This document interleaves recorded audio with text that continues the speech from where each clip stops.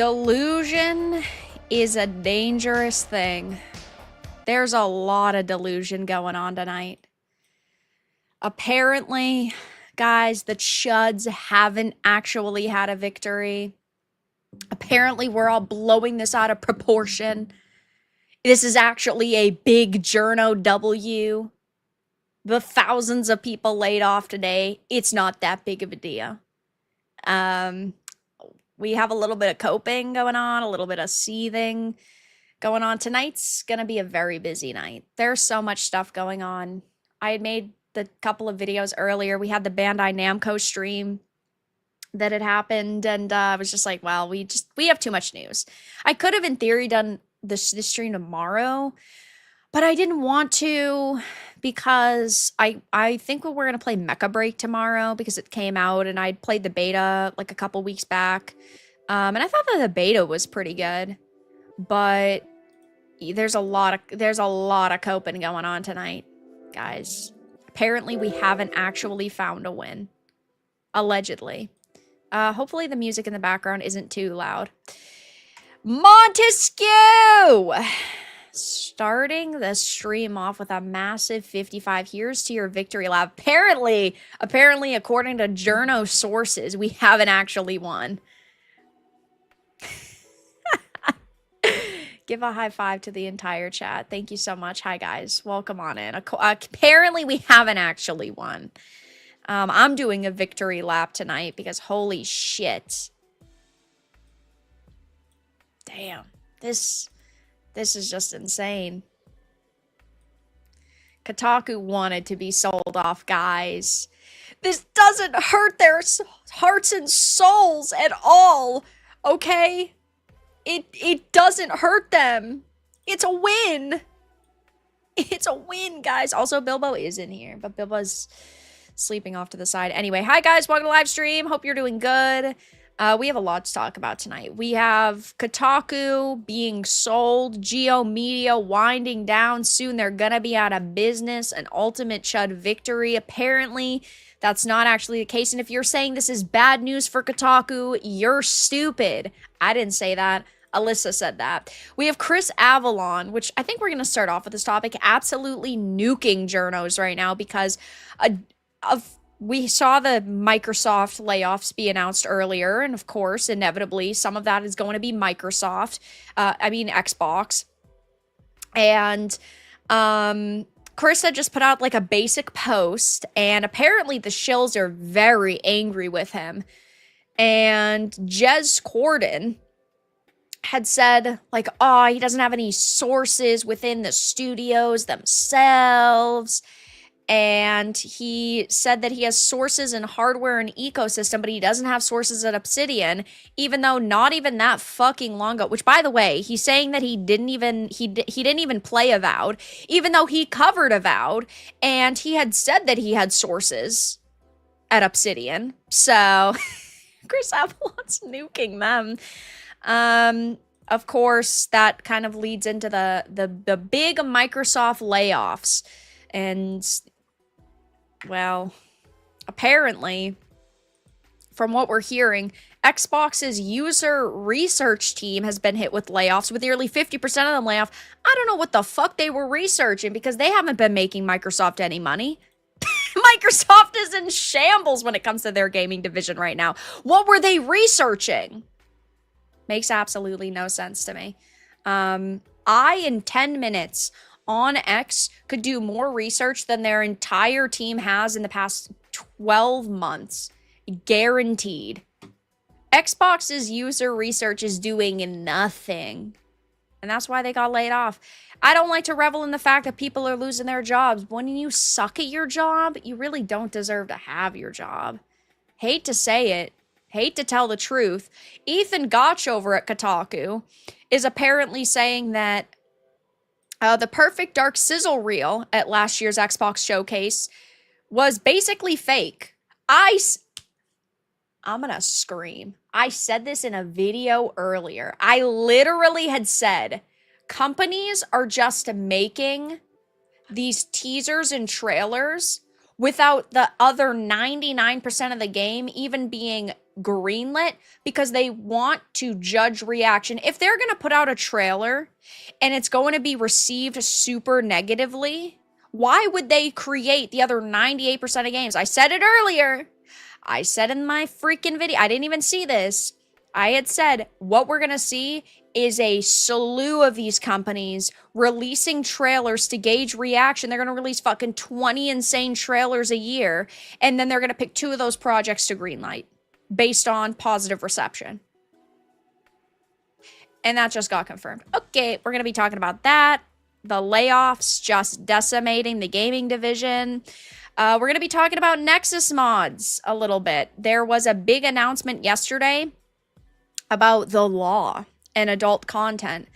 On social media last week, the new owner of Nexus Mods had reached out to me. I had made this very long post about the future of Nexus Mods and some of the criticisms I had, some of the concerns that I had. He hasn't used social media, like, at all. And I mean, before he had responded to me, it was February. And he responded. He told me to message him. I messaged him. I asked him questions.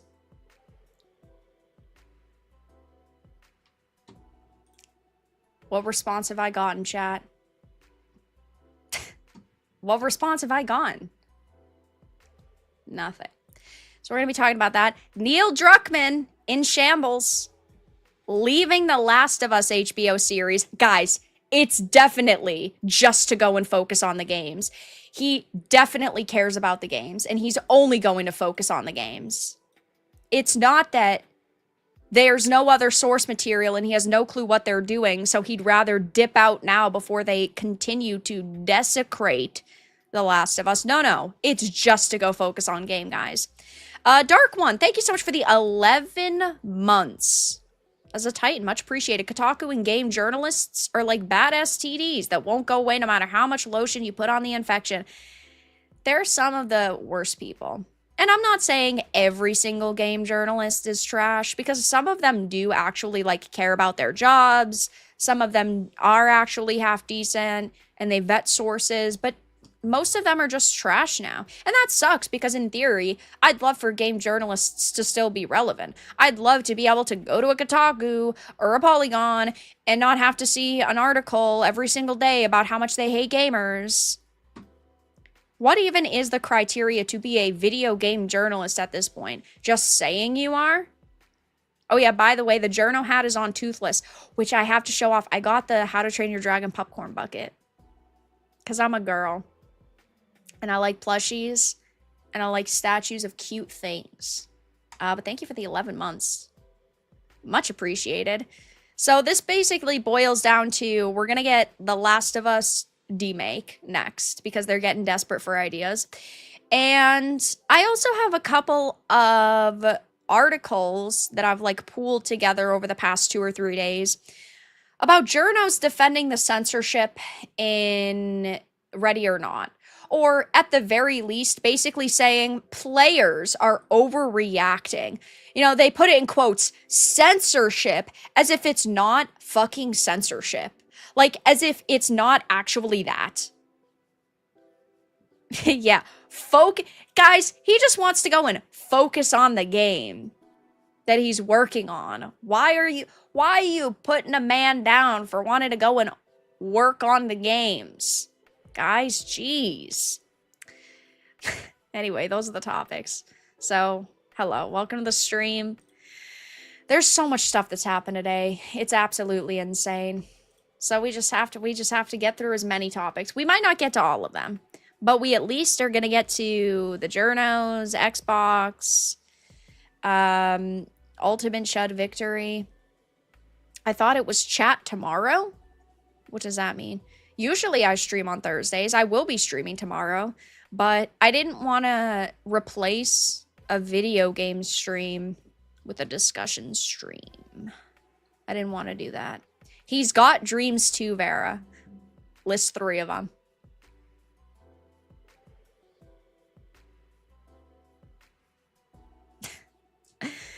Neil Druckmann dreams of pumping out the same rehashed slop for the 80th time and making a couple million off of it.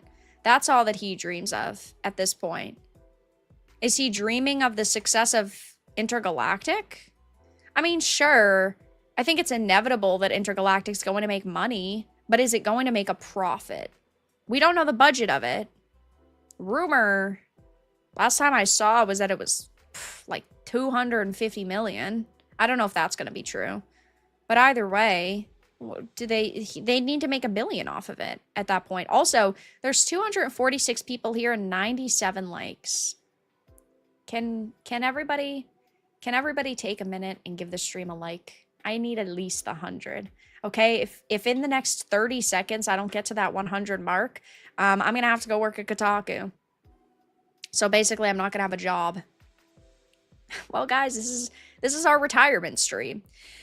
So I saw this right before I started stream, and I thought that we'd talk about this because I think that this is so extremely hilarious. Of course, I've talked a lot on this channel about Chris Avellone. I've kept up with what he's been doing in the industry. And just a couple of days ago, it was announced that Chris Avellone is joining Adam Williams to work on, or at Republic Games, on their new title, inspired by the golden age of RPGs, which of course I think is amazing. Chris Avellone is fantastic. I'm so happy to see him working in the industry again, even though he was canceled. Adam is really cool. Chris is really cool. I'm super excited to see what they end up releasing and what they have come up with. I've chatted with them both. Really fucking cool. And Chris Avellone has been very vocal on social media since this announcement, and particularly today. Of course, we've all been talking about the Microsoft layoffs, everything going on at Xbox right now. And he said, sending good thoughts to those affected by the bizarre Microsoft layoffs and hope you find new jobs soon. As for mouthpieces like Jez Corden and this individual, TLOU, never heard of this person in my life, and I talk about video games every day, that thrive like remoras and on the underbelly of Xbox news, you two can fuck right off, you pathetic shills.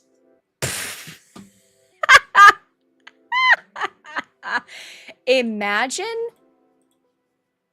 being insulted and belittled by someone so legendary in this industry. Jeez. Jez responded with, which titles were in trouble? Guys, he posted this at 5:31 p.m. Which titles were in trouble? The layoffs were announced at like 10 a.m. this morning. Sorry, I don't have many sources within the studios themselves. I typically cover the ecosystem and the hardware. I was excited for those games as a fan and a gamer. Dude, just shut the fuck up, Luke said. First you say you have sources, now you're saying you don't. Jez responded with, I have sources in hardware and ecosystem. I don't have sources at Obsidian. I've never played Avowed, and I've never covered it to my knowledge.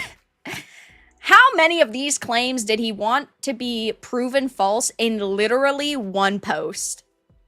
One single post. Windows Central, written by... Who? Who is that written by? Who's that written by? What is this article about? Avowed? Who made Avowed? I don't even remember. It couldn't be Obsidian, right? Ooh, man, oh man. I think that's so fun. Whew. In the past year or so, more and more details have gradually made their way to me via trusted and proven sources familiar with Microsoft's plans for the future of Xbox. Whew. That is good. That is fucking good. Computer analyze. Enhance. I couldn't enhance anymore.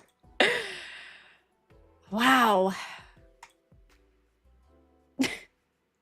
I thought he didn't have any sources there. I thought he's never even talked about it before. How bad do you have to be at your job to not know if you have had sources and have talked about the game? I could understand with this being written in 2021, him being like, I'm not sure if I've covered this in depth. Okay. But you had sources. That's on a completely different playing field. That's completely different than, oh, I don't remember if like I've covered this one specific thing once. Also, never even played it.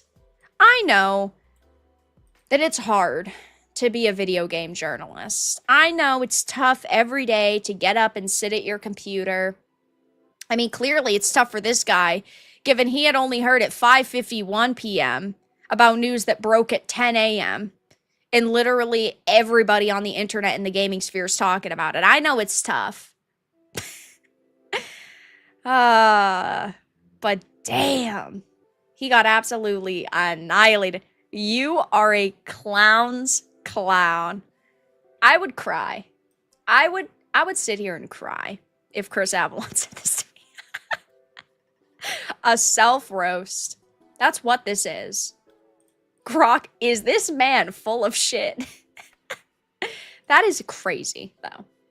In reality, sitting here saying you don't know if you've, like, ever covered it, you don't think you've covered it, you've never even played it, you've never had sources, and then it's in one single article, every single claim you just made was absolutely wrecked. I love it. I love the internet. Man, I love the internet. This is so good. This is the type of stuff I thrive on. It took one single article that you've written. Never mind if he's actually talked about it in depth in other articles, if he's claimed that he's played the game, whatever the case may be. Absolutely wrecked. And Chris Avalon, again, has been, like, diving into this on social media, which I just think is so good. Just tell the truth. Being a mouthpiece won't save you when the rest of the body dies. For the record, as a showcase of their integrity, both were staunch supporters of various Xbox titles that were clearly in trouble, but then did everything they could to spin and bury any trace of bad news. Like one example, Avowed. Yeah, Avowed was bad. I mean, Avowed wasn't the worst game I've ever played. Avowed had something going for it. But something going for it doesn't mean that it's good. And that sucks, right? I'd love it to be good. Hi, Vera. Hello. Hail chat, mods and Vera. Hello. Tarnished Maidenless. Guard countered, parried, visceraled, and all runes lost. Yeah. I don't even know what I could add to that list right there. I really don't. So I wanted to start off with highlighting that. I thought it was truly inspirational. Honestly, I feel like I should screenshot this and print it out. This should be my wallpaper. Gotta love it. I guess from that, we'll go into the conversation about Xbox. I did cover this in another video earlier, but a lot has been going on today. If you haven't seen, ZeniMax Online's new apparent MMO was canceled. Rare's Everwild was canceled. Is going through massive layoffs. Perfect Dark was canceled. Initiative was shut down. Apparently, Xbox's user research team went through nearly 50% layoffs. I don't know what they've been researching this whole time. And it's chaos. It really is.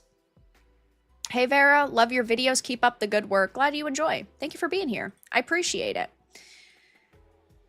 When you have art directors on games like Perfect Dark who admit that they hate gamers, you're not going to get sympathy from me. And I want to sympathize, right? If we don't have any developers in this industry, we don't get games. And when you consider, let's say 1,000 people are being laid off, at least, I don't want to say at least half, right? But at least a portion of that 1,000 are people who do love the industry and who do love making games, who are passionate. But unfortunately, the other percentage, let's say for argument's sake 50-50, the other 50% are activists, are people who are maybe juniors, who don't really have a background in game development, and they've been hired based on politics. And I love the idea of giving people who are new to the industry chances if they've proven themselves. But you need veterans. And we have pushed out so many veterans from this industry. It is crazy to think about all of these insane names that are either not working on games or who had to start their own studios because they were not being given chances at these large companies. And so we end up in a situation where so many games are being greenlit that are not being ran by people who are decent at their jobs, who are not actually making games for the people who are going to buy these products. And you end up with slop after slop after slop after slop. And so what's going to happen, realistically? You can't keep these people around. You can't just continue to pay them. You can't keep flipping them from project to project to project because they're infecting any game that they're working on. So at the end of the day, they just have to be fired. Oh, by the way, Ubisoft management harassment. Oh yeah, I forgot about that. Fudge. This is another topic I wanted to talk about.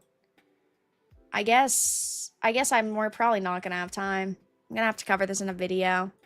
But if you guys didn't see, 3 Ubisoft chiefs were found guilty of enabling culture of sexual harassment. Maybe we'll talk about that. Maybe we'll talk about that after.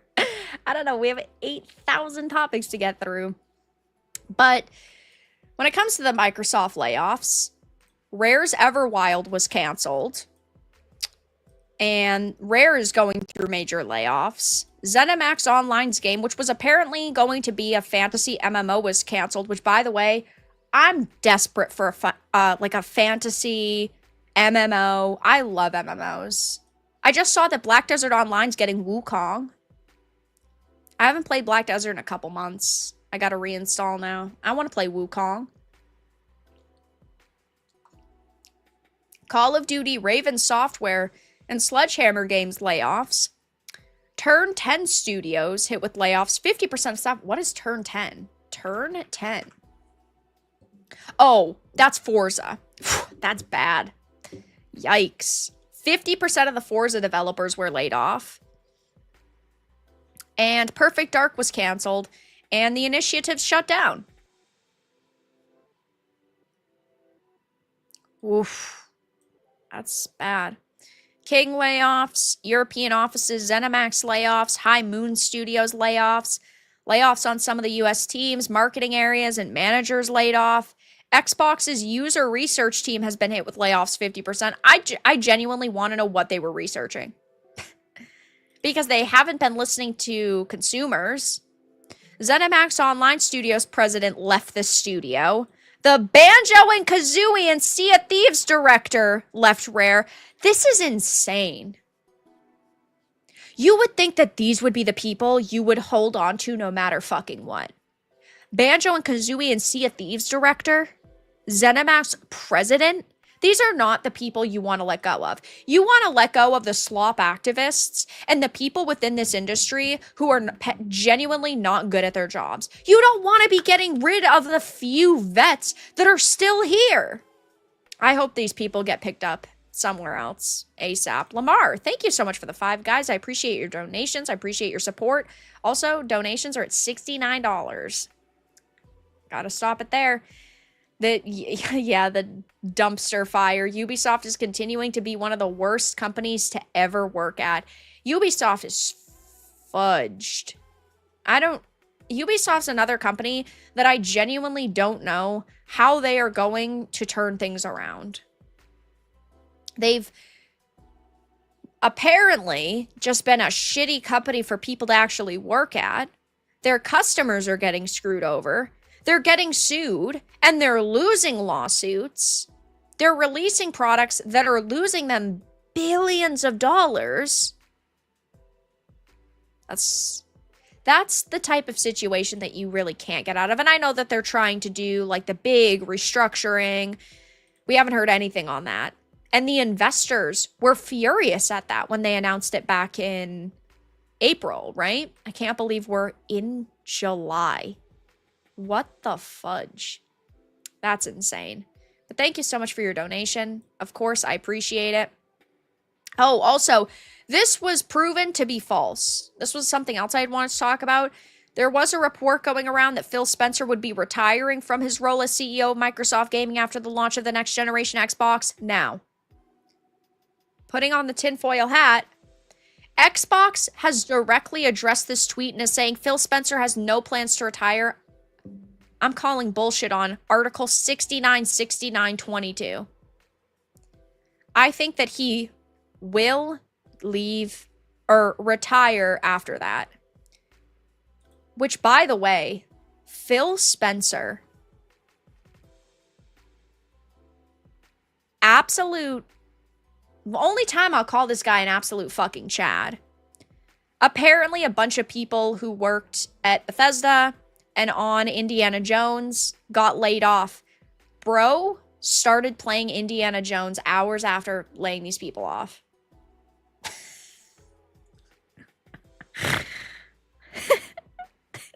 This is the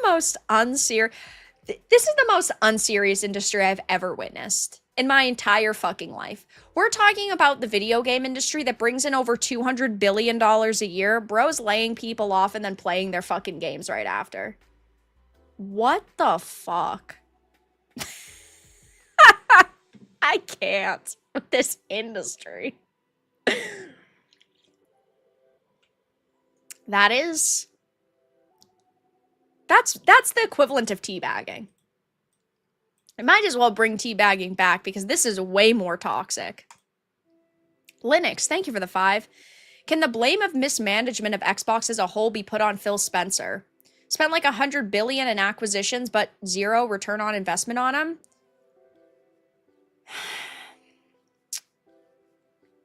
Yes and no. Because Microsoft was probably like, spend as much money as you can on what you think is gonna make us money eventually. But also, I think that he did buy too many things. And so there were too many projects to oversee. So I don't think that it can be put on him as a whole. But could they do that? Yeah. I mean, he could technically be the fall guy. But thank you for the 5. And Sparky, thank you so much for the 5. I happened to catch the Ubisoft stock price the other day at $250. Ubisoft's doing great right now, guys. Don't let them convince you otherwise. Don't let the haters convince you that they're doing bad. Sparky, thank you for the 5. How insulting. It genuinely is, right? It's cruel. It's insulting. It's not a good look for Phil Spencer. But at the same time, it is kind of funny. It kind of is. How could Phil do this? How could Phil do this? Come on, Phil. We thought you were better than that. You were supposed to be the people's man. Xbox is doing great right now, guys.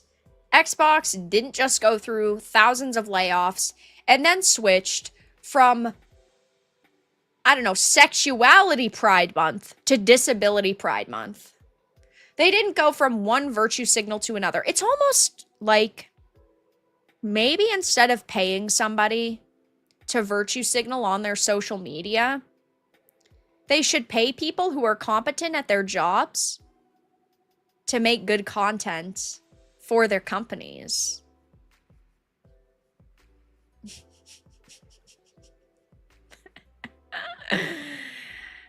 I know that would be insane.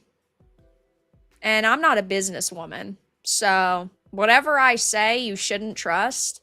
But I'm just saying, if I was the one in charge, if I was making decisions, I'd probably be more willing to pay somebody to actually put a good skin in a game than slop skins in a game.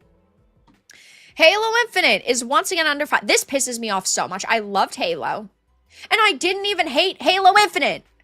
My problem with Halo Infinite, last time I played it 80 years ago, was that they weren't updating it.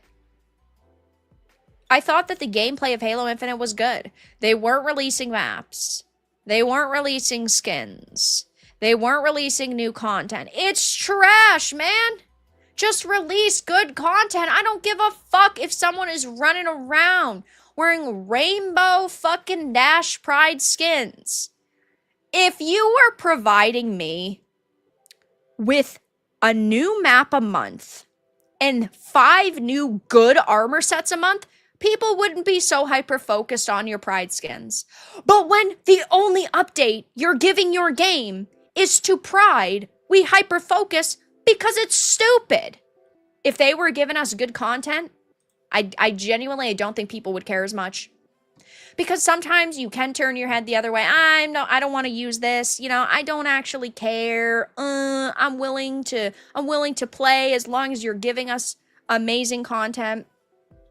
But retard. Also, Ryan, thank you so much for the raid. Hi guys. I'm calling people retards, so it's just another day that ends with a Y for me. Also, 669 people. Absolute Chad. Josh, thank you for the 5. Here's 2 shares of Ubisoft Soft View. Exactly what I've been looking for. I've been looking to lose money. I have been looking to lose so much money lately. This is how I could. How's my company doing? I'm investing in Ubisoft. How's my company doing? 3 Ubisoft chiefs found guilty of enabling culture of sexual harassment. My company's doing great, guys. Don't let the haters bring you down. Don't let them convince you. My company's doing good. Thank you, Josh, for the 5. Hello, Raiders. How are you guys doing? Hope the stream went well. Now Vera owns a percentage of Assassin's Creed Shadows. Exactly what I want. I love Assassin's Creed Shadows. I love being a gay black samurai. I love that. Truly, truly inspirational.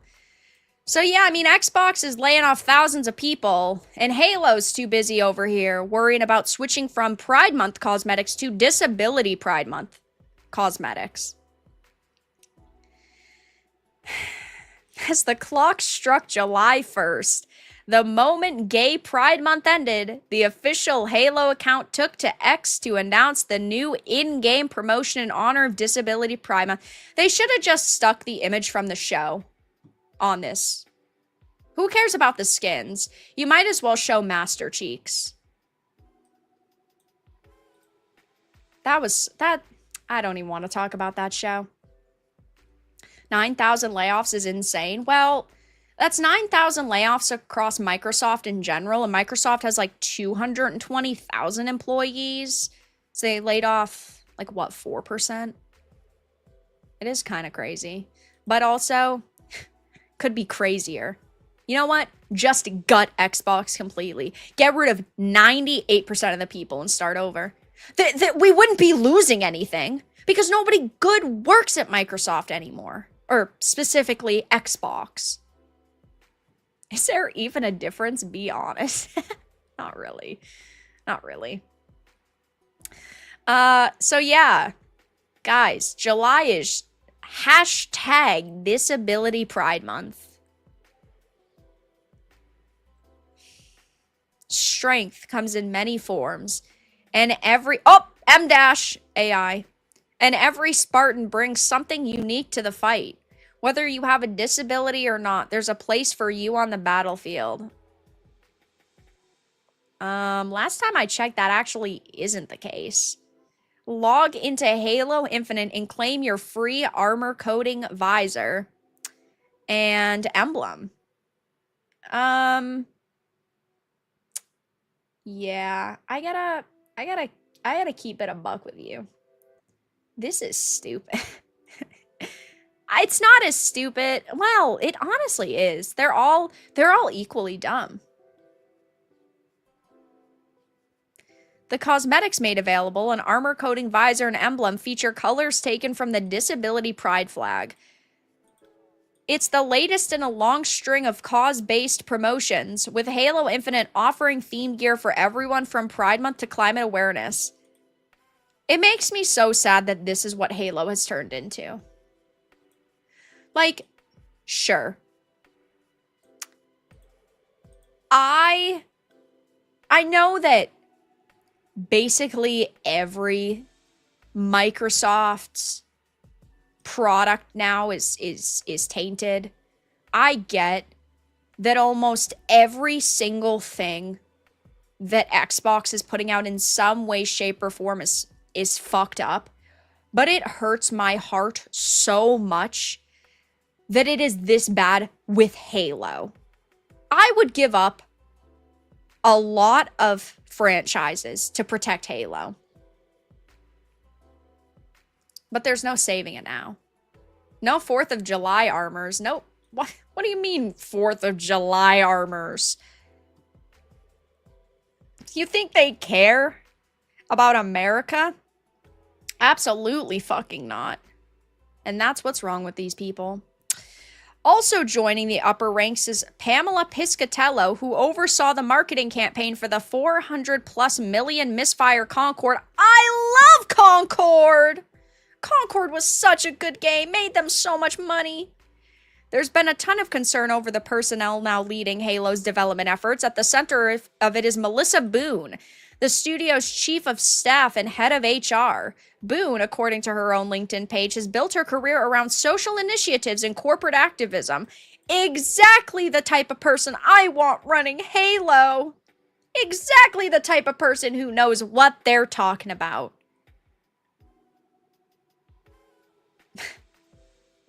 Concord Game of the Year! Our favorite game, Concord! Galo. Whoa.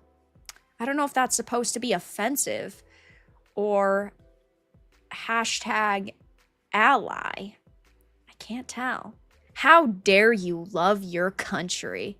I know, disgusting. How could you love the United States? Thank you so much for the $4.99. The AAA Great Depression is only halfway through. There will be more to come. Hallelujah. Preach it. Fucking preach. I hope so. We need...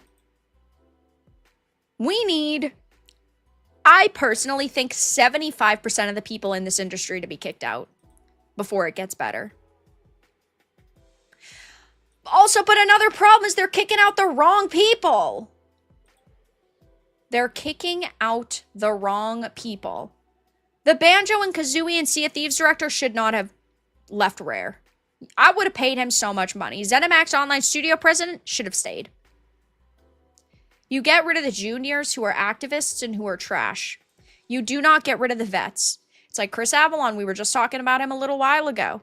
Chris Avalon is so based, and there are so many companies now who will not work with him because of the accusations, which, by the way, he was cleared of. Won in a court of fucking law. You would think that the industry should be jumping at the opportunity to work with him. Nope, they weren't. Terrible. Clint, thank you for the 2. I can't wait for the 400-pound black trans AI Concordana. I'm banning you. Mods, ban Clint. Stop giving them ideas. I swear to God. Clint, I'm gonna ban you. Don't give them ideas. We've already got in World of Warcraft, which... circle, circle, circle. Whoa, a paw. Leads back to Microsoft. The floating wheelchair. What the fuck is the point of the wheelchair if it floats? What is the point? At least if the wheelchair was on the ground, it would have made sense. Why not give this motherfucker a jet engines on his wheelchair then? Why a wheelchair? No sense. No sense in it. No sense in it. No sense in it.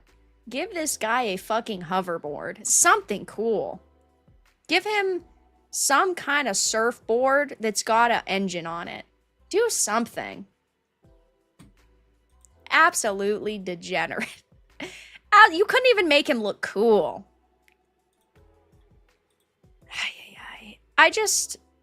I could not imagine ever getting excited for rainbow armor in a game. Whether it's disability, visibility, whether it's pride, visibility. Because these companies, I say this all the time, right? These companies don't give a fuck about you. These companies don't care about your sexuality. These companies don't care about your gender. These companies don't care about your ethnicity. These companies care about making as much money off of you as possible. And I don't blame them for that. I don't blame a company for doing what a company should do, which is making money.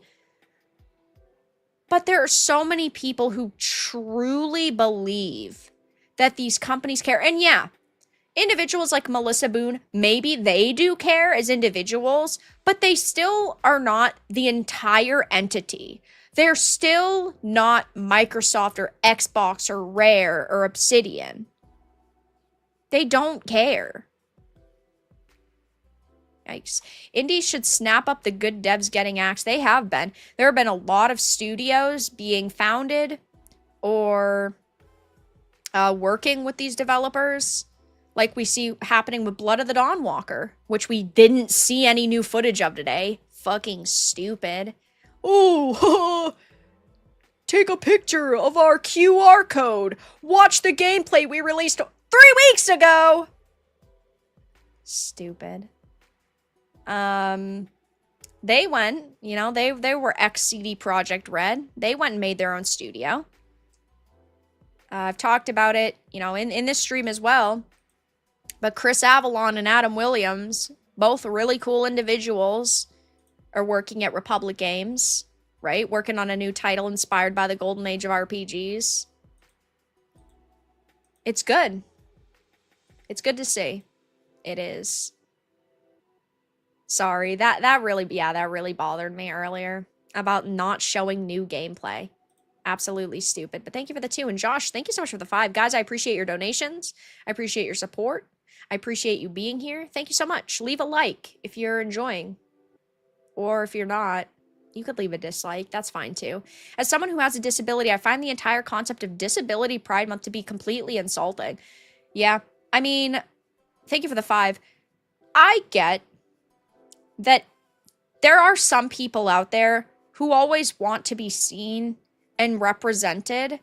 But the problem is that these companies are just using, in this case, individuals with disabilities as a way to market a product, which feels, in my opinion, right, extremely gross. Like, as a woman, I don't want a company going, look at us, we're such a good company because we hired 500 more women. Hashtag women are great. Like, not only is that very cringeworthy, I hate using the word cringe, but it's very cringeworthy, and it's so empty. They don't actually care about women. Specifically, in this case, they don't care about the people with disabilities. They just care about marketing their game to another potential audience. But thank you for that. Lex, thank you for the 5. I disagree. They only care about money. A lot of these mutants will burn money to push stupidity. I don't agree with that. I do think that obviously companies should primarily, first and foremost, care about money.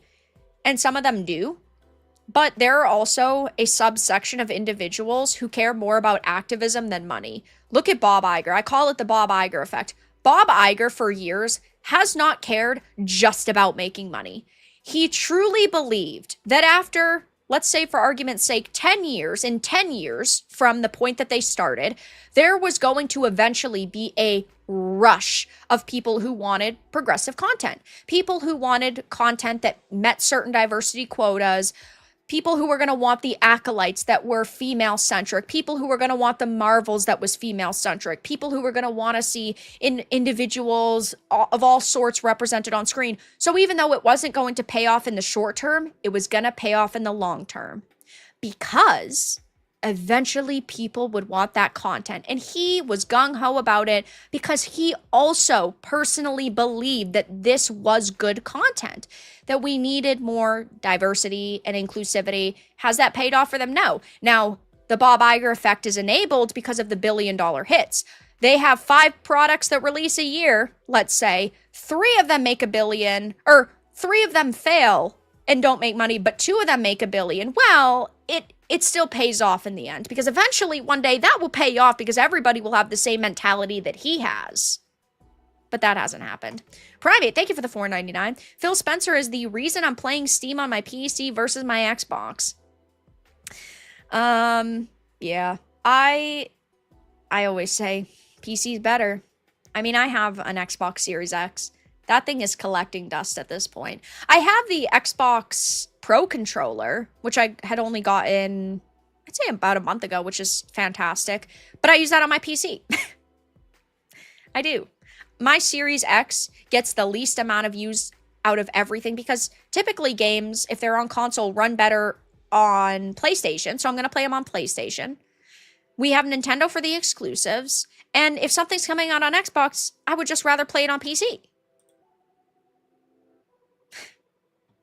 It is what it is. PC's master race. So yeah, things aren't looking too hot for Microsoft right now. And apparently, guys, we're hearing that this is not a win for us. This is not a win for us today. We're not getting wins because we have heard that Geo Media is winding down and Kotaku has narrowly escaped death, but it's not a win because, quote unquote, if you're saying this is bad news for Kotaku, you're stupid. This is what everybody has wanted for years, guys. Definitely not coping. Definitely not seething. This is legit, guys. This is literally what everybody has wanted. Absolute stretch. How the fuck do you come up with that? How is that what you're walking away from this with? Lex, thank you for the 5. Progressives can't comprehend when people disagree with them. They assume that they will educate you. Oh, yeah. I mean, they want power. It's what cultural Marxists do. They sink their claws into something. They change it. And they try, right, to convince you that what they have done is for the betterment of society. And they hope that they will be viewed as a god by the end of it. That they helped change the world for the better. But they just want power and control. Because they're unhinged. They are lunatics. But yeah, they believe you either agree with them or you're disgusting. And you are a NZ, you're an ist, you're a phobe, all those things. Retro, thank you for the 5. I'm autistic and a classic Halo fan. And I'm insulted by this whole disability pride BS. I'm straight and sick of the rainbow mob hijacking the spectrum. Preach! Preach it louder, Retro! Whew. Absolutely roasted him. And Pepper, thank you for the 5. Cutting costs today was step 1. Step 2 will be an increase in subscription prices. Oh yeah, 100%. You should look at Microsoft's stock today. Yeah, I don't know what it is, but oh yeah, 100% we're gonna see their fucking we're gonna see their prices go up. Could not agree with you more. Here.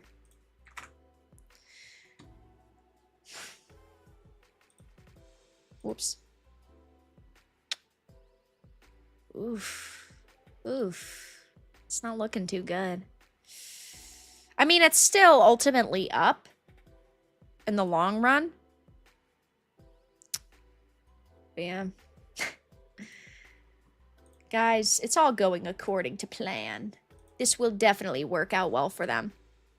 So, Oh man, I can't believe this is happening.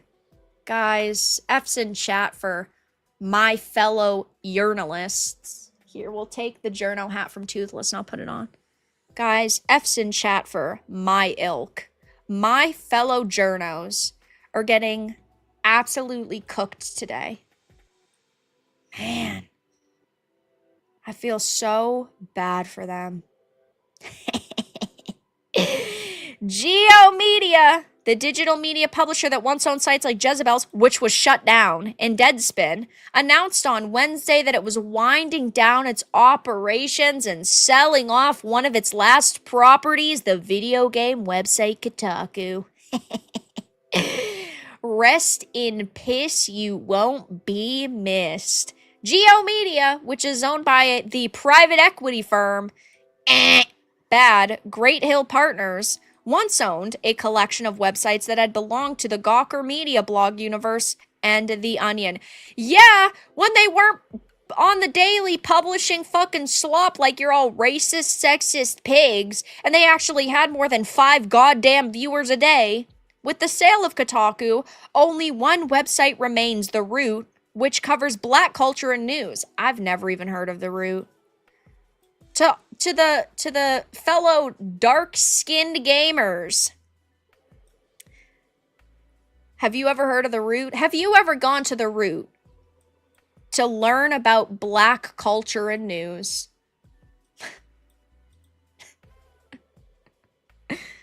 I'm gonna take that as a no. I don't even need you guys to respond.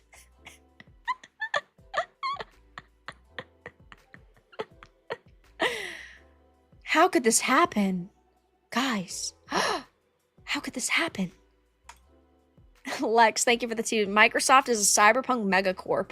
Immortal, 100%. I completely agree.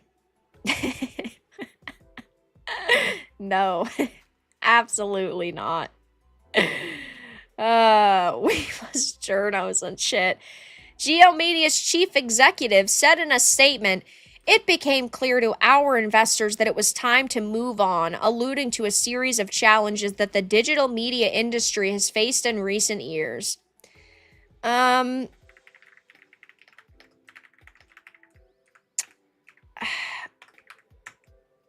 Yeah, I don't know about all that, guys. I don't know about all that. All I know, though, is that I'm pretty sure this right here has to do with the Kotaku sell-off. March 15th, Bobby Kotick files defamation suit against Gizmodo and Kotaku. I would go out on a limb and say this right here is a problem.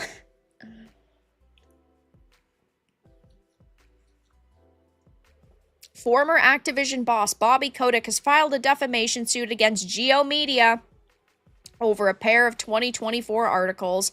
Pretty sure this is why Geo Media has decided to sell everything off as quickly as fucking possible. I mean, I don't know, right? This is just my opinion. Take it with a grain of salt. But this happened just a couple months ago, and suddenly we hear that everything is sold off. I don't like Bobby Kotick. Fuck Bobby Kotick, but also I stand with Bobby Kotick. Insane. Dark, thank you for the 2. The only route I know is the one with Toby in it. It says, of course, as context into Kotick, the articles both discussed a California Civil Rights Department investigation into Blizzard that was settled in 2023. The final California settlement makes note that no court or independent investigation has substantiated any allegations and that the defenders deny all allegations of wrongdoing, liability, and damage. Despite this, the Courthouse News writes that Kotick claims the articles continue to mischaracterize the agreement and quotes the complaint in stating that the allegations were included purely for the malicious purpose of causing further harm to Kotick. I don't like Bobby Kotick, but yeah, I mean, he announced this just a couple of months ago, and we know that Gizmodo was actually sold to how do you say this? Cleops? I'm just going to say Layoffs in June 2024.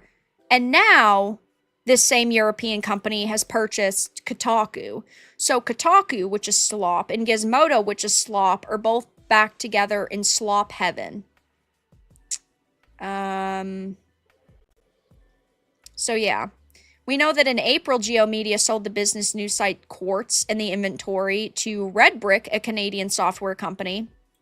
And in recent years, it sold a bunch of the different ones like Deadspin and Jezebel's. Which, yeah, I mean,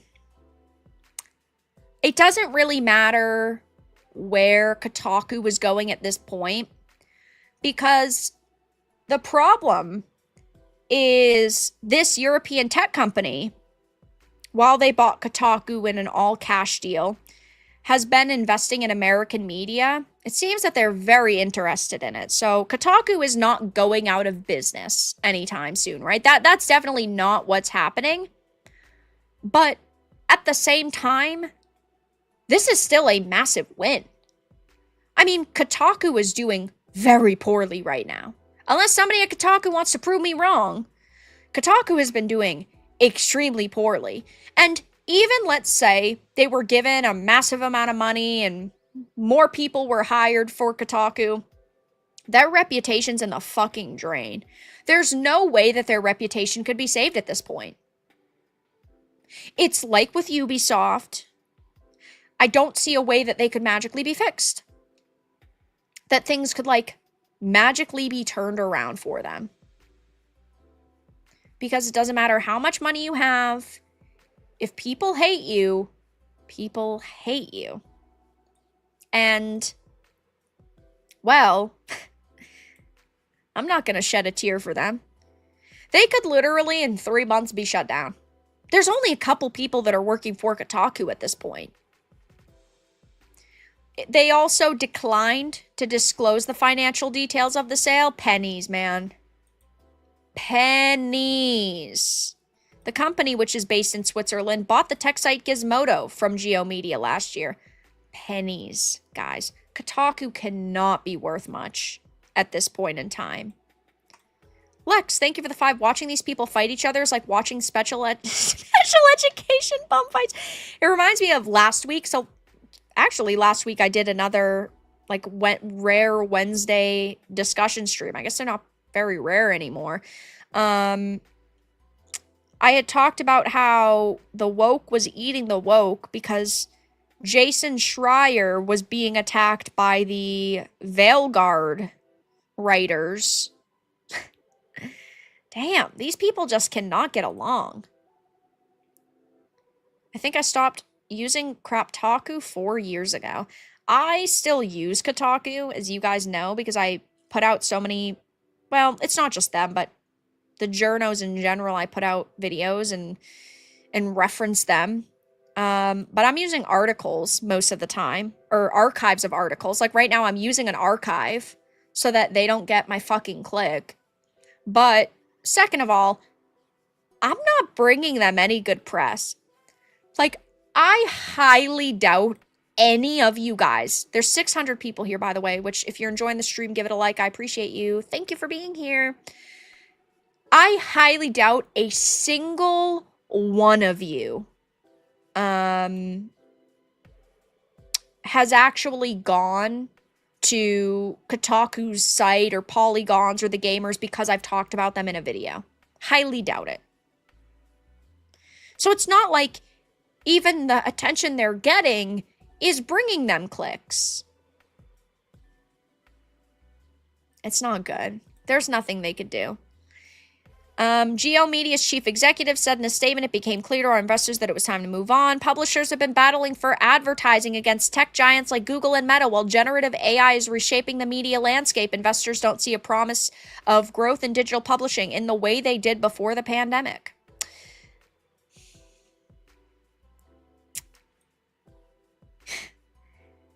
Journalists are getting wrecked by individual or independent creators like myself. And I'm not sitting here saying I'm the biggest independent creator on this platform or on X or any platform. Clearly that's not true, right? But there is such a massive difference in the level of trust and communication between independent content creators like myself and people like that, and journalists. Because journalists that work at the access media only have popularity because of their access. We've seen several journos. I'm not going to name names. I'm not looking to cause drama, but we've seen several journos leave websites and leave outlets and go and start their own Twitch channels and YouTubes, even though they've said it's low effort content and you're just a loser if you make content on Twitch or YouTube. Go and do it themselves, and they gain no following because nobody trusts them and nobody likes them.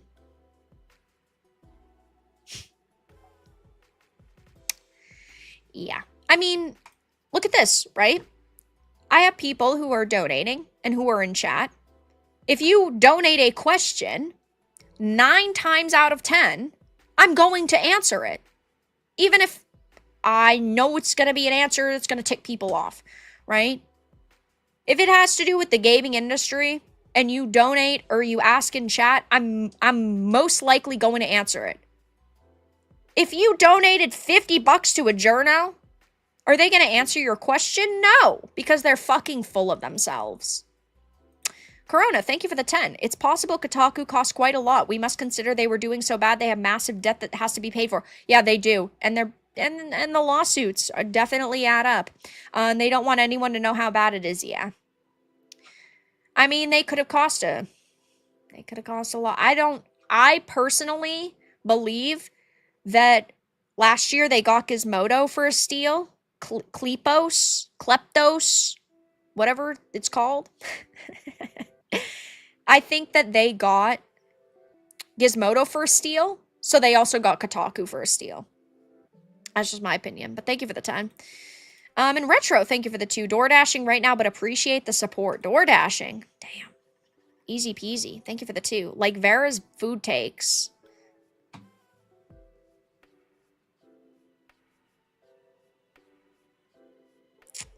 I don't have bad food takes. I have real food takes. You're not going to get anybody on the fucking internet to give you more real, unfiltered takes about food other than me right here. Just stop. All right. Well, guys, Montesquieu told me to stop, so hope you guys have a good rest of your evening. By the way, Bilbo, I keep seeing the paw. Your food takes are terrible? Yeah, well, you're terrible. Oh, by the way, where's the apostrophe, Chris? Hey, Bilbo! Oh, Bilbo! Oh, Bilbo! Bilbo! Bilbo! He just doesn't want to answer me. I'm friendless in this world. Not a friend at all. Not a friend at all. Nobody wants to talk to me. Oh, what? What was that? That was crazy. What? What is that, Bilbo? What? I would never... Oh, damn it. You're covered by the chair. I would never throw something at you. But if I did, I would say, damn, that's crazy. You're up now. He was very afraid of Toothless earlier. He was fighting with Toothless. Hey. Hey. Okay, well, now I'm just gonna get glared at the whole freaking time. Dark One, thank you for the 2. Kotaku and Gizmodo will follow Gawker Media. Yeah, right down the fucking drain. They deserve it. Clint, thank you for the 2. Bilbo is so used to the yelling he can't hear. He legitimately just ignores me now, yeah. Yep. Yep. He does. Lexicon, thank you for the 10. This YouTube space should spend more time hyping indie gaming. My favorite game in recent years was from game devs like Spiderweb Software and Harebrained Schemes. I mean, I do try to cover quite a lot when it comes to indies. I don't get to stream as many as I hope because, unfortunately, I have to stream so many like AAA games, but I talk about indies. I just did an interview with an indie dev a a couple of days ago, Suzaku Games. And before that, I did with Knight's Path. I interview indies quite a lot, and I try my best to talk about them. But yeah, absolutely. I'm always willing to take suggestions for indie games. Remember when Hollow Knight was indie?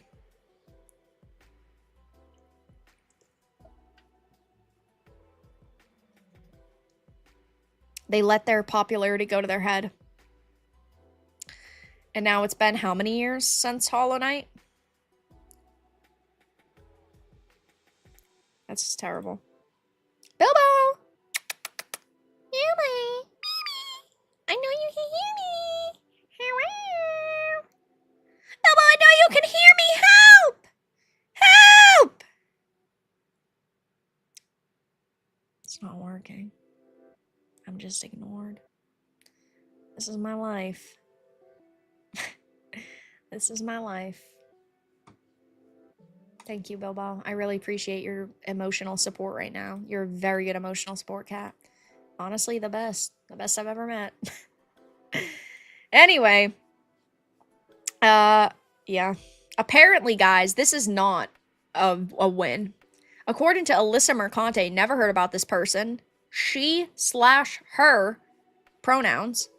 Alyssa, if you come on the stream right now, I'll give you $50. If you're saying this is bad news for Kotaku, you're stupid. This is what everyone on the team has wanted for years. The promise of what it was, of what kept most of us there longer, despite how we were treated by Jim and Leia.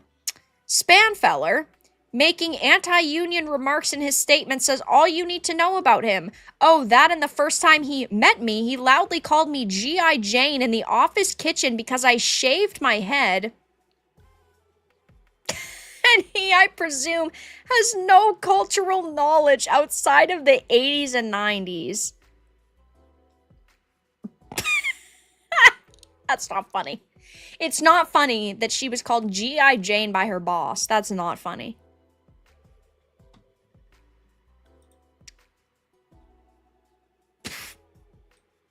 That's not funny. Nope. I would never laugh at that. I would literally never laugh at that. I swear. Whew. Hypnotic had posted, Geo Media is being shut down. Kotaku escapes death again by being sold to the European publisher Klipos. Looks like they can subsidize Kotaku's activism even longer. How much longer till it's sold off to someone else again or shut down completely? Either or, Geo Media is dead and Kotaku got sold off for all cash since they are nothing more than the cheaper hooker of the industry. Absolutely true. Preach it. Chris, thank you for the $4.99. Sorry to go OT, but did you see the ugly overnights numbers leaked recently for DW? I haven't now. If you have an article, post it in Discord. I haven't seen anything about Doctor Who lately. Except for it was probably dead. Lamar, thank you for the 2. Bilbo is just a chill cat. He is. He's chill. When he's not biting and scratching and hissing at poor Toothless. Thank you for the $4.99. The Root sounds like a bet show. I've never heard of The Root before today. Like, genuinely. I'm not even saying that to, like, be dramatic. I have never heard of it until today. And you'd think I would have. Because I mean, I pay attention to like Kotaku and all these sites. Nothing. Not a zippo zilch. Thank you for the donations, guys. People are laughing. How could you guys laugh at Kotaku being sold off in Geo Media winding down, guys? How could you laugh at this? It's literally not even funny. There are people losing their jobs. How could you laugh at this? It's not even funny. It's not even funny, guys. These people, all 3 of them, they need this job. Uh, it is what it is, and it's not good. People pointing and laughing, roasting them. Sweet, sweet victory. W's in the chat. Let's fucking go. It's a good day. It goes to show some of the sweet, sweet work that USAID might allegedly have been funding, feeding those starving of facts. A bunch of bullshit. Happy news. Shutting down more and more of those vermin dens that attract activists and give their opinions a sense of authority is always a good thing. They got sold for pennies. Ted Craig, you should buy it. I'm gonna leave a like on that one. So, yeah, things aren't looking good right now. Some of these people are trying to spin it off as if it's a positive thing. I mean, I guess only time will tell. I guess ultimately, right, it is technically a good thing because they're around for a little bit longer, because they're able to survive a little bit longer. But that still doesn't mean that it's good in the long run. Me not laughing. You better not laugh. I swear. You better not laugh. Grant, thank you so much for the 5. Guys, of course, I appreciate all of your donations and for your support and for your memberships and for your viewership. I appreciate you being here. Of course, this channel would not exist if it was not for you. Maybe one day I'll be working at Kotaku and I'll remember you guys. I'll remember all of you who helped me get there. No, your donations help me not go to Kotaku. You think they'd hire me? You think that one of these outlets is so desperate for some kind of, like, visibility that because I have such a large social reach that they'd be like, fuck it, we just gotta hire somebody like this? I'd probably get doxxed. Grant, thank you for the 5. I'm late, but watching from the beginning. Here's a little something for a coffee to celebrate the constant failure. I had a coffee earlier. Now I'm drinking Alani Energy Pink Slush. It's one of their new flavors for the summer, I guess, or something. But close enough. It's caffeine. Oops. I mean, victories of the woke. Yeah, the woke are winning, guys. Surely. In other news, because apparently woke is winning, just wanted to point this out. Jaguar sales crater a shocking 98% after their woke rebrand. It's a win. It's a win some way, guys. We haven't figured out how to spin it as a win yet, but it definitely will be. Wonko, the Sane, thank you for the $9.99. Alyssa Mercante's boss one's out of his mind. She's no Demi Moore. Thank you for the 10. Guys, how could this have happened? What do you mean? What do you mean the sales have cratered a shocking 98%? That's definitely, that can't be true. We need a recount. It's rigged. I tell ya, these numbers are not real. I thought that was funny to go alongside our legitimate ultimate chud victory. I'm curious to see over the next couple of days, though, how the Access media is going to frame this. Because we know that they can never actually tell the truth. And so I'm sure we are going to see them talking about how they knew that this was going to happen. And of course, you know, they saw it coming and this is actually good. I haven't seen too many articles that are opinion pieces based on, like, the Microsoft news. And I think that's primarily because there's been so much stuff going on today that they were like, yeah, we're just gonna have to post basically the copy and paste, like, press releases. But I think over the next maybe, like, 3 to 4 days, we're gonna see their opinion pieces of them, like, coming out and saying, oh, how bad these companies are and how it's so sad that these people lost their jobs, but also how this is good because now they've got, like, more freedom and all that jazz. So, it is what it is. Also, guys, really quickly, let me get the link to the second channel. I'm hoping that the second channel is going to get to 3K in the next, maybe the next day or so. If you haven't already, take a minute and go subscribe to the second channel.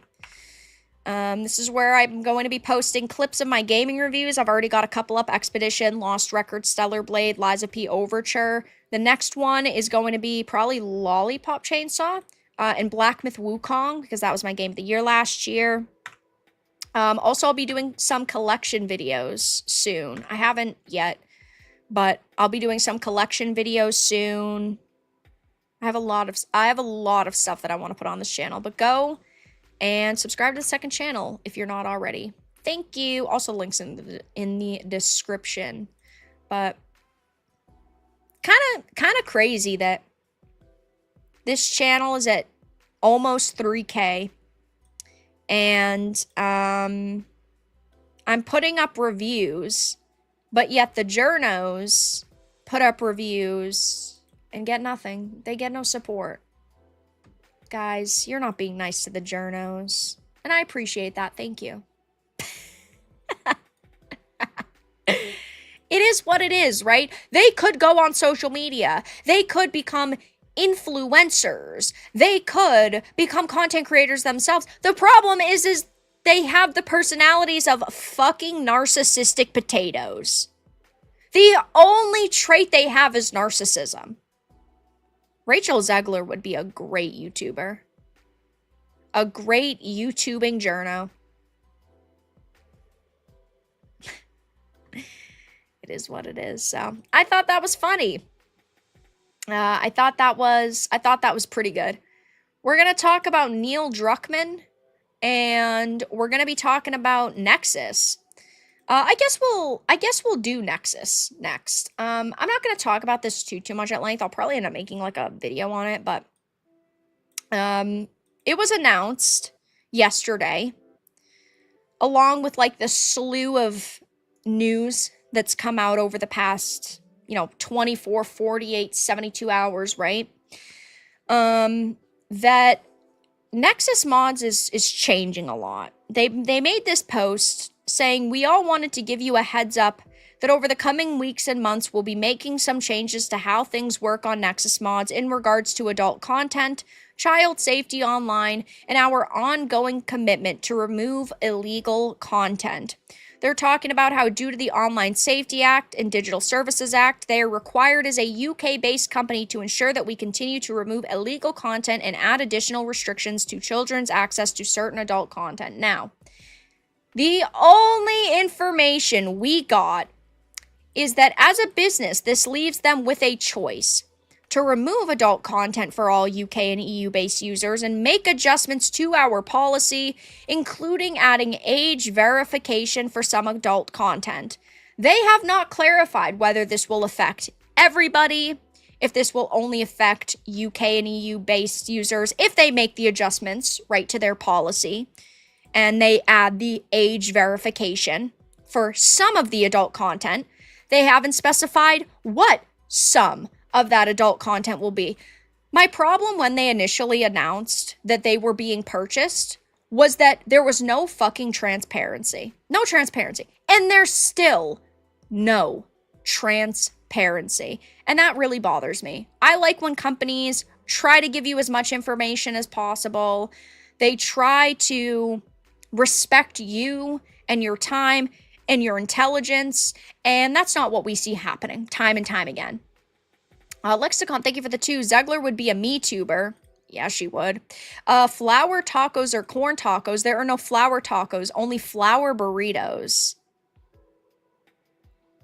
What? There are no flour tacos, only flour burritos. Are you talking just about like flour tortillas? Because that would be, you could make a taco with that. I'm confused. Can we get clarification? Thank you for the donos, though. But going back a little bit, right? When they had announced that they were doing all of the changes. They were making all of the changes, right? And ultimately, Nexus Mods was being sold. I had made some posts on it. I did quite a bit of research. Shout out to Montesquieu for also helping me out. And unfortunately, it didn't look good, right? I made this really long thread over on X. Lot of really good information. I'll wrap it up for you guys really quickly. It seems that Nexus Mods is going to go 100% corpo. Their new owners seem to be involved in some cringe get good gamer masterclasses, and judging by their past, I personally believe we should be worried they didn't purchase Nexus Mods for the good of gamer kind. Guys, how much interest is there? I'm gonna start for $250 a match. I'm gonna give you a class for $250. I'll teach you how to play games. I'll teach you how to get good. Doesn't that sound good? Don't you love that? I don't actually know how much the classes were. I couldn't find information on how much the classes were. I'm being generous with my $250, okay? For the low price of $250 a match. You always love to hear that, though. It's never good when one of those people has posted a gaming startup monetization cheat sheet that claims in-app purchases and NFTs are a top tool for monetization. I understand that companies need to make money, but there are also ways that you can respect the way that you get money out of people. Again, I don't particularly trust these individuals. Going down it, both Victor and Marianus's names led back to Chosen, whose slogan is, "We partner, we amplify, we conquer." Imagine if Sweet Baby Inc. put on their webpage, "We conquer." Sounds eerie. They're both listed on the LinkedIn as employees. I got distracted with YouTube breaking. Both of these individuals are also part of a startup called Gamers Class. They had raised $2.5 million funding to offer online masterclasses to teach people how to play games better. None of that sits well with me. I understand that individuals want to make money. I don't blame them for that. And if Nexus Mods was up for sale, I don't blame them for finding a way to buy Nexus Mods. It was for sale. Somebody was going to buy it anyway. But Dark One, the original owner of Nexus, said, "I really wanted to find somebody who would understand and get the community." I don't believe that at all. I don't believe, in my opinion, based on the information I've received so far, the information that has been figured out, that these people respect gamers at all whatsoever. And there have been people who have even complained that they were getting charged well after a beta subscription phase had ended, and they couldn't figure out a way to stop getting charged. I love when I get charged a fee and I can't end it. I love that. Thank you for the $4.99. It's early evening. You're slightly tipsy. Your choices are either Mexican versus Italian. What do you choose? Mexican. I need 6 birria tacos with the consomme and like 80 limes. That's what I need. That's what I'm going for. Thank you for the dono. They've also seemingly created or been involved with several other social media entities like Renders, which is an EAFC mobile database, and Metafy, which is coaching and content creator like hub. So personalities can build new revenue streams.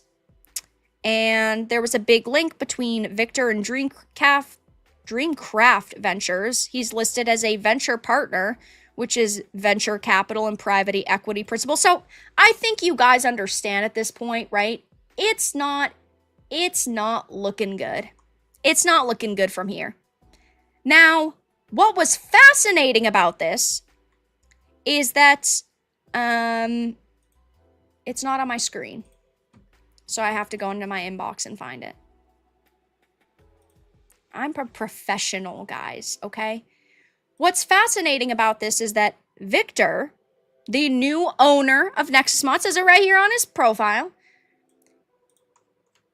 he has not posted since February. He responded to me and me alone. Now, I'll read my big post because I think that it's important.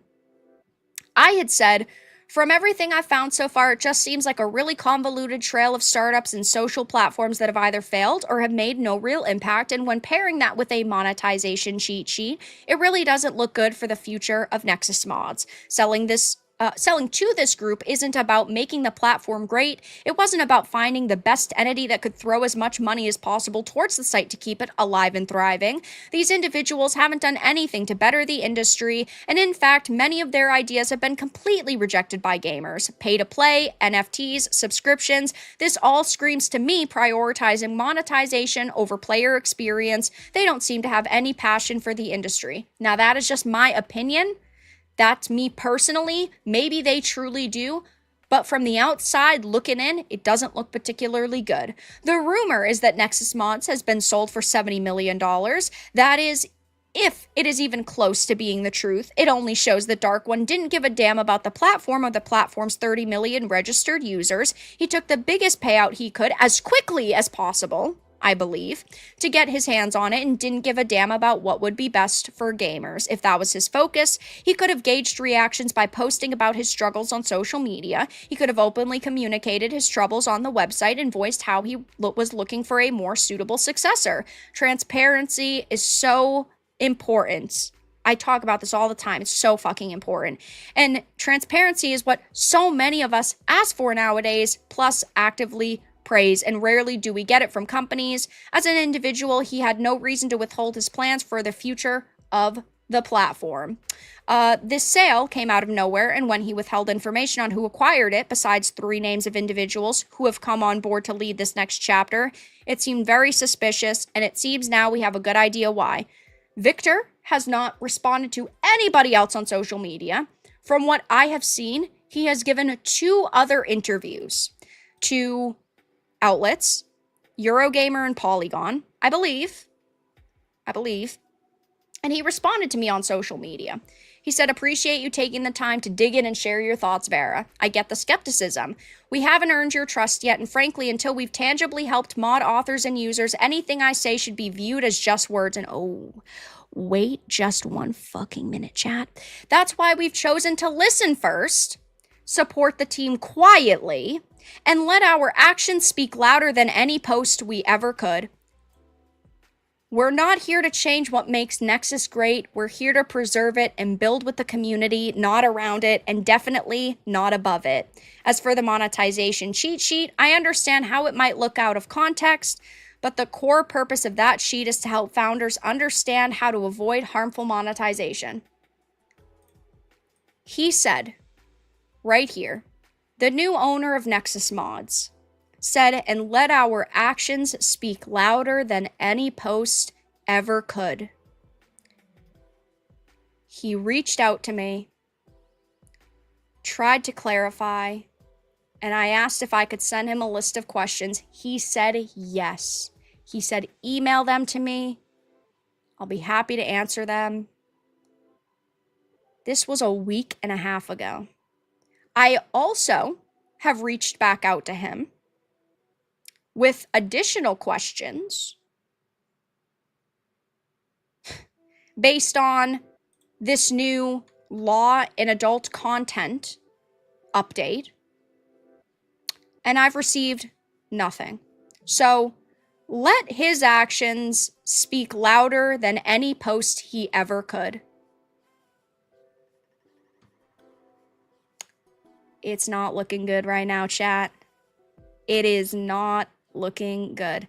I get that people get busy, right? I totally understand that. I give people time. But in this case, we have 1,000 questions. People are extremely worried about the future of this platform. A platform with over 30 million registered users, and you have the opportunity to use my platform of 165,000 subscribers on one channel, a couple thousand on another channel, 40,000 followers over on X. I have a social reach that is very large. He was offered my stage. I said, I'll send you the questions. You can answer them that way. We could do a live stream, whatever the case may be. I mean, my track record now is very good when it comes to interviews that are text-based, right? I copy and paste their answers. Never have I been accused of altering words or twisting words or anything like that. Never, right? So it's not like he had to worry about his words being taken out of context. I would copy and paste them for everybody to see.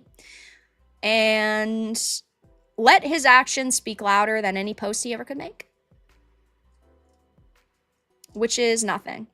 And by the way, I didn't even ask him, like, insane questions either. I asked him very simple questions, to be fair. I asked, here, let me bring it up. I did cover it. I did cover his email and any, like,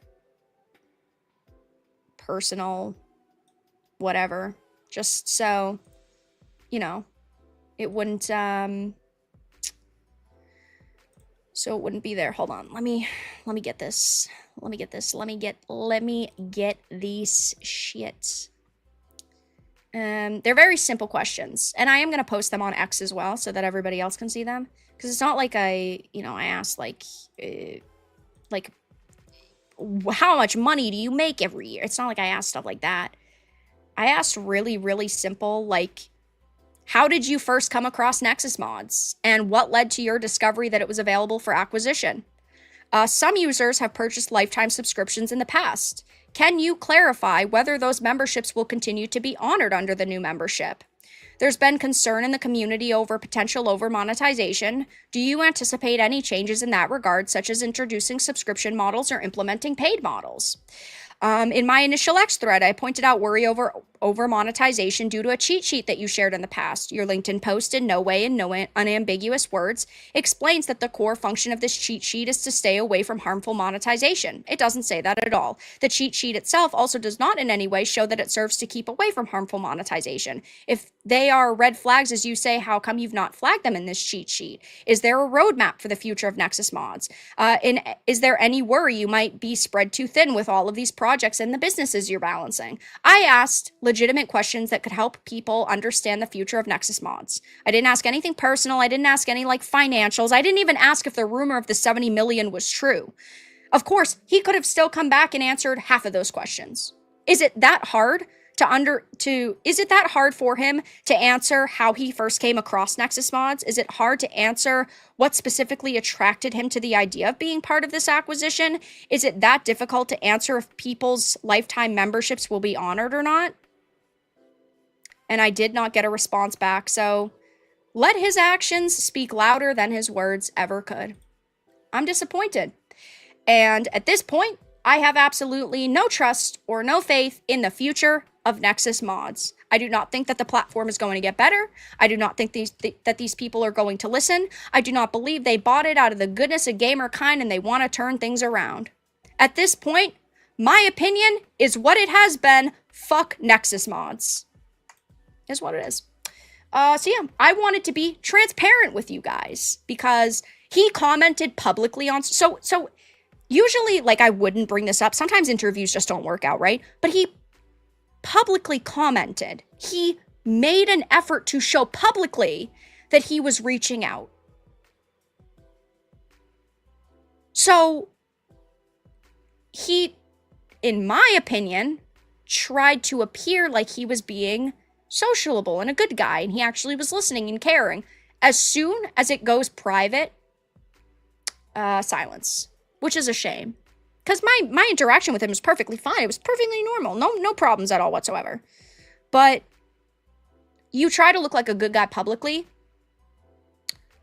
and then you don't answer. If he had never made that public post and it just didn't work out behind the scenes, that would be completely different, right? But he's trying to convince my audience, you guys, right, that he's sociable, that he's willing to listen, and he's trying to take into consideration feedback. And then he goes AWOL. Not cool, not good. So I think it's important that I let you guys know that update.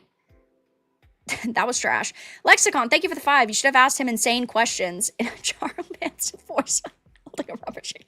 I asked him, like, I think there's 20 questions there, or 15 questions, because I figured even if he doesn't answer half of them he should. Like, are people's lifetime subscriptions going to be honored? Is that going to change? That's a very simple question. Nothing. How did you come across Nexus mods? Nothing. So, yeah, it is what it is. And also, I had reached back out yesterday to ask about this newest update.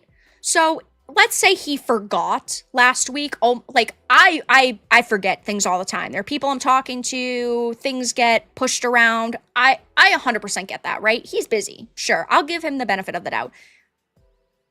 I initially emailed him. I had emailed him again. And then yesterday I had sent him an email saying, can you also give me an update? Nothing. A silence. Depression. It is what it is, and it's not good. It is what it is. So, I tried. I tried for you guys. I tried. It didn't work. What else am I supposed to do? It's a shame. Because I have talked a lot about Nexus, especially recently, with all of the talk about things like Stellar Blade, and, of course, like Oblivion. Like, I've been talking a lot about Nexus. This would have been a perfect opportunity to change my mind. And I say this all the time. I'm fine if people want to try to change my mind. It's like I've talked about these journalists. If one of these journalists wanted to come on my live stream and clarify and actually have a discussion like normal human beings, I would. Maybe they'd be able to change my mind.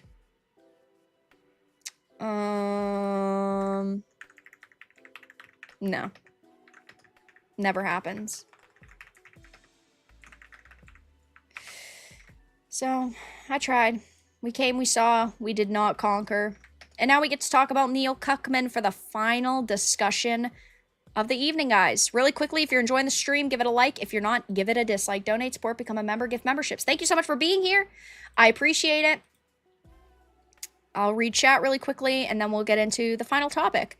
Again, this was just a impromptu stream because there were so many topics to talk about, so many different things I wanted to touch on.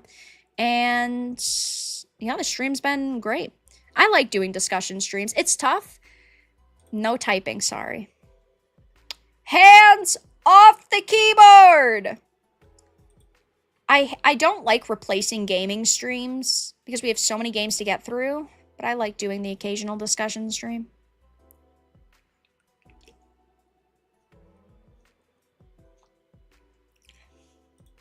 Please no. Don't talk about him. His shoulders are way too narrow.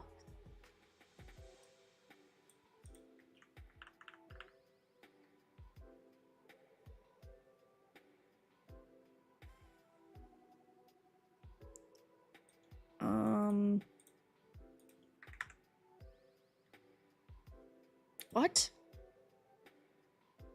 I don't know. Those look... Well, maybe they don't look normal.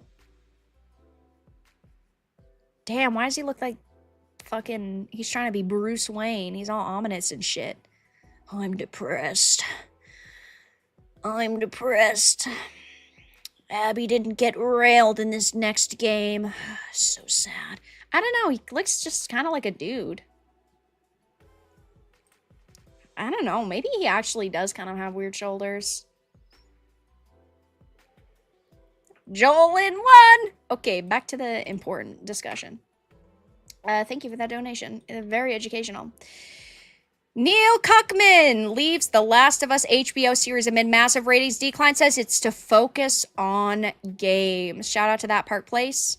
Neil Cuckman, the co-creator of The Last of Us video game franchise and HBO series, has officially announced that he is stepping away from the show before production begins on season 3. Yeah, because there's literally no source material. There's no source material. The third season is focused on Abby, a character everybody hates. What are you doing? I don't get it. I don't get it. I don't get it. In a statement posted to the official Naughty Dog Instagram account, Druckmann confirmed that he will no longer be creatively involved in the HBO adaptation, instead shifting his full attention to upcoming projects at the studio. It is mind-blowing how HBO fucks everything up. Oh, we have Game of Thrones? You have something that's making you billions of dollars? Yeah, let's fuck up the last 2 seasons. Oh, we have House of the Dragon. Well, you can get one pretty decent season and then another absolutely fucking trash season. Oh, Last of Us. Well, the first game is 1 season, but the second game's gonna be 3 seasons? Why wouldn't you do 2 and 2? Oh, we're not gonna follow the source material anymore because we don't have to. What are you guys doing? He said, I've made the difficult decision to step away from my creative involvement in The Last of Us on HBO. With work completed on Season 2 and before any meaningful work starts on Season 3, now is the right time for me to transition my complete focus to Naughty Dog and its future projects. Yeah, fucking including The Last of Us 1 Remake ×3, The Last of Us 2 Demake, and The Last of Us 1 and 2 fucking Super Fusion, Yu-Gi-Oh! Style, into The Last of Us 1.5. You guys aren't making anything else except for Intergalactic the Heretic Prophet, which allegedly is almost done. So if that game is almost done, why is it requiring all your attention? It's either not done or you're lying. Either way, he's lying. Co-creating the show has been a career highlight. It's been an honor to work alongside Craig to executive produce, direct, and write on the last 2 seasons. I'm deeply thankful for the thoughtful approach and dedication the talented cast and crew took to adapting The Last of Us Part 1 and the continued adaptation of The Last of Us Part 2. I'm gonna be a dad! No. That was not thoughtful. That was not dedicated. Yeah, maybe dedicated to fucking ruining it. No, stop. It's not even funny anymore, man. Stop the fucking show. Josh, thank you for the 5. Over, under on how long it takes for them to do the remake of the Last of Us series? Because, you know, remakes. We've already gotten a remake. Do you mean like a complete reboot? Probably soon. You know what I think that they're going to do? Do you know how in Spider-Man 1 and 2, they changed Peter's face to look more like Tom Holland? I think that they're going to do a big update, but with it being Doofus's face. I think that they're going to do the big update. Yay, so excited. Thank you for the $4.99. Like the journo who said fight me in person and you accepted and they backed out when you did. I don't know anything about that, but if I did, yeah, she had an opportunity to set up a real professional match and she didn't want to. Nice. Thank you for the 5. Vera, why is you hollering? I'm a woman. I'm hooting and hollering. I'm yipping and yapping. Thank you for the 5. Dear God, I'd bet money on it. I would bet money that by the time the next season releases, or we'll say by the next season end, they will have an update where the characters' face models look more like their in-show models. Whether that's Pedro Pascal or Bella Ramsey, I'd bet money on that that's going to happen. It definitely is. Druckmann, Druckmann added that working on the HBO series has been a career highlight. It clearly wasn't a career highlight or you'd still be doing it. While he publicly cites scheduling and creative responsibilities at Naughty Dog as the reason for his departure, the announcement follows a significant downturn in audience engagement with The Last of Us during its 2nd season. Wow. I cannot fathom why it is people absolutely hate The Last of Us Part 2 or Season 2. Can't fathom it. I thought the Access Media was saying that it was doing great and that everybody liked it, except for the racists and sexists and bigots. After debuting to widespread acclaim in 2023, The Last of Us Season 1 concluded with a finale that drew 8.2 million US cross-platform viewers. In contrast, the Season 2 finale, which aired May 26, 2025, brought in just 3.7 million, a 55% drop. a 55% drop from the previous season's finale. The season 2 premiere began with 5.3 million viewers, meaning that I gotta cover that on my screen, meaning the season lost approximately 30% of its audience over the course of its run. Despite continued critical praise, audience reception has diverged sharply. Season 2 currently holds a 92% critic score on Rotten Tomatoes, while the audience score has plummeted to just 37%. It's almost like they wrote a shitty product. What's so funny about this is when The Last of Us Part 2 game came out in 2020, Neil Druckmann was blaming gamers, saying gamers just don't get it. You guys just don't understand why this game is so good. But then it also comes out and television viewers are saying the same thing. They absolutely hate it because it's bad writing. So is it just the angry gamers, or is it just anybody that's consuming your content?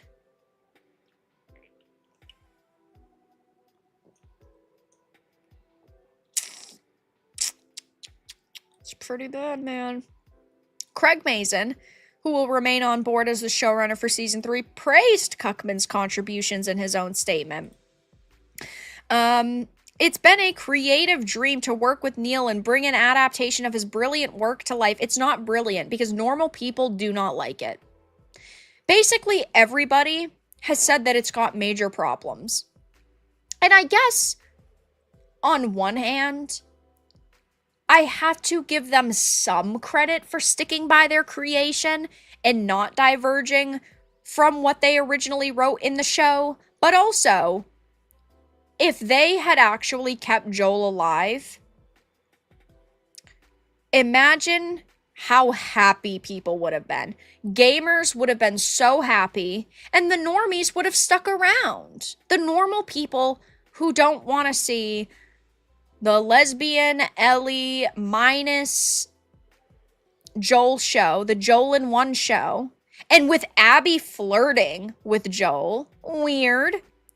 They would have been able to keep so many people around. So I guess, okay, it's good that they stuck by their creation, but also that's not a creation that almost anybody supports, except for the people who are literally paid to defend you. It's a shame. It's a shame because The Last of Us 1 was really good. I really like The Last of Us 1. And The Last of Us 2 is just bad. The game is bad. The show is bad. Season 3 of this show is going to be the Abby show. They said that the focus is going to be on Abby, which is massively disappointing. And even so, I don't even like the version of Ellie that they have, because it's not the version of Ellie that was even in the game. It's a brand new Ellie. Because Bella Ramsey clearly cannot act. The problem with Bella Ramsey right now is that it's like her and Pedro Pascal are being hired and everything. Because it's like when they lost Ellen Page, they needed someone to replace Ellen Page.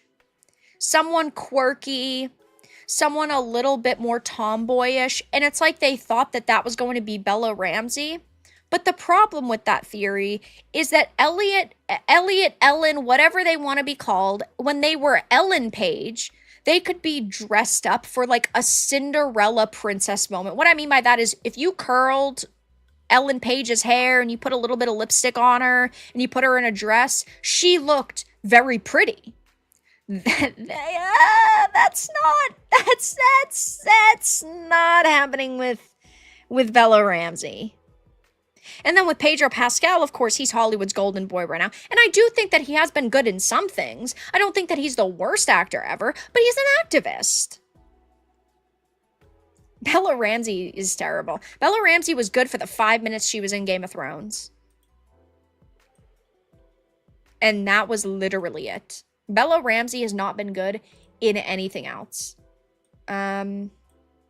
So, yeah, we see how that went.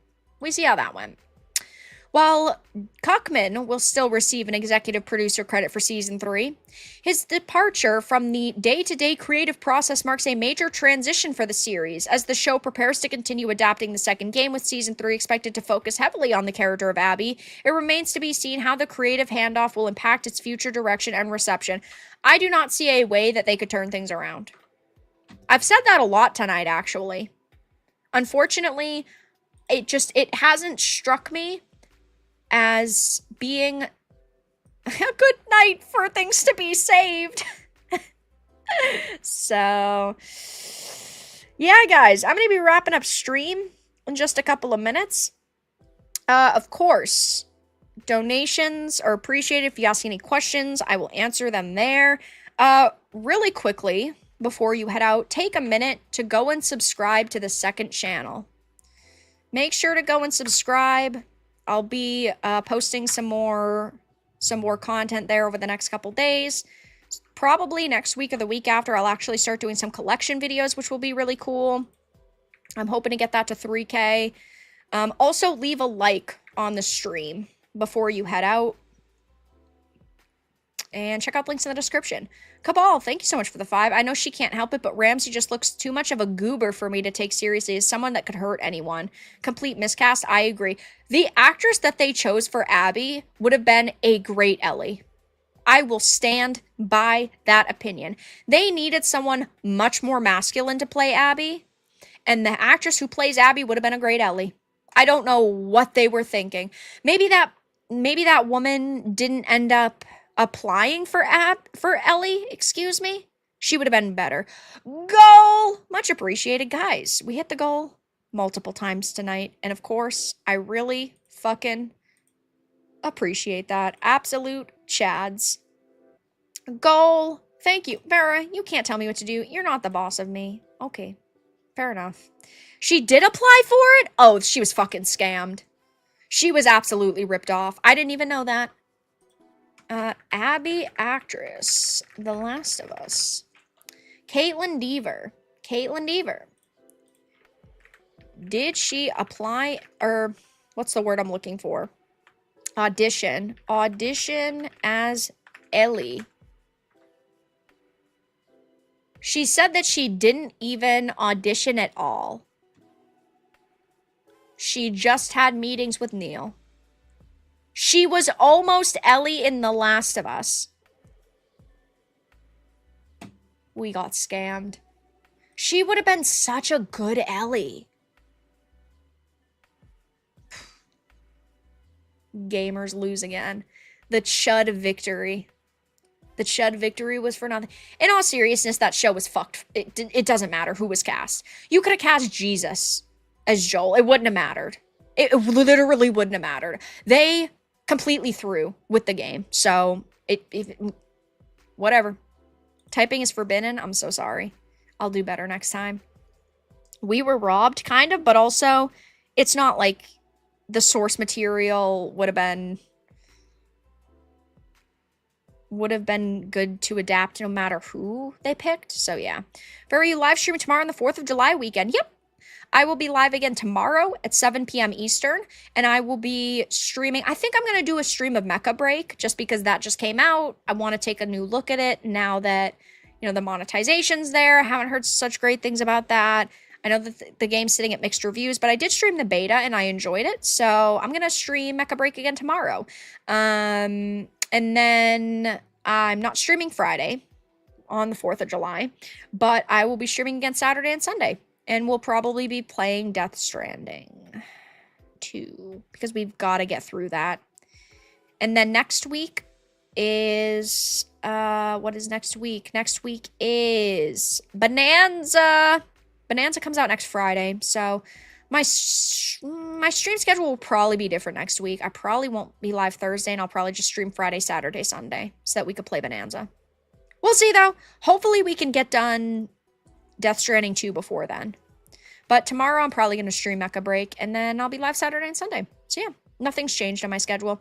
I just did the extra stream today because there was so much news, and like, I had done the 2 videos. I did today I did the 2 videos. One was on the Perfect Dark remake, Everwild, and more canceled for the Xbox layoffs, and then the Sweet Baby Ink Tales of the Shire video.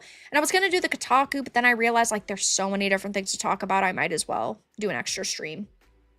But yeah, guys, thank you so much for being here the past few hours for this random stream. Oh, also, we did the Bandai Namco stream earlier, which was... Let's forget about that. If you can forget about that, I promise I can forget about that. So yeah, Bilbo is here. Bilbo is ready to go and eat his dinner. Because that's what Bilbo's gonna do right after this. Bilbo, I see you moving your ears. Hello. Nothing. I gotta beg for this cat to give me attention.